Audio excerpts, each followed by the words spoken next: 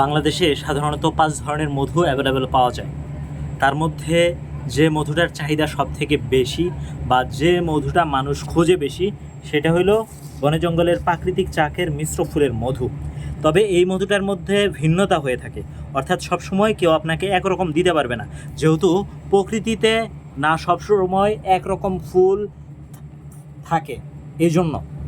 তো এইটা আমার কাছে এখন বর্তমানে যে প্রাকৃতিক আছে, লাস্ট বরই ফুলের রাজত্ব গিয়েছে। এই কারণে এটাতে বরই ফুলের নেকটার, আর এই কারণে এটাতে হিউজ পরিমাণ ফেনা বা গ্যাস হয়, এটা ন্যাচারাল বৈশিষ্ট্য। দ্বিতীয় বৃহৎ বাংলাদেশে পাওয়া যায় লিচু ফুলের মধু। এটা হলো আমাদের লিচু ফুলের মধু। সবগুলাই হাফ কেজির জার, এটাতে হাফ কেজির কম আছে, এটাতে হাফ কেজি আছে, বাকিগুলোতেও হাফ কেজি আছে। লিচু ফুলের মধু দ্বিতীয় বৃহৎ উৎপাদিত মধু। প্রত্যেকটা ফুলের মধু থেকেই ওই ফুলের স্বাদ, ঘ্রাণ এবং কালার এই জিনিসগুলো পাওয়া যায় বা এই জিনিসগুলা সাধারণত থাকে। এটা হলো লিচু ফুলের মধু।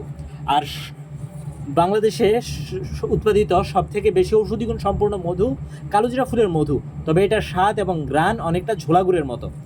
আর সুন্দরবনের মধুটা সবথেকে বেশি অর্গানিক এবং সবথেকে কম মিষ্টি সম্পূর্ণ, তবে এটা একটু ঝাঁঝালো স্বাদের হয়ে থাকে এবং এইটা সাধারণত পাতলা হয়ে থাকে।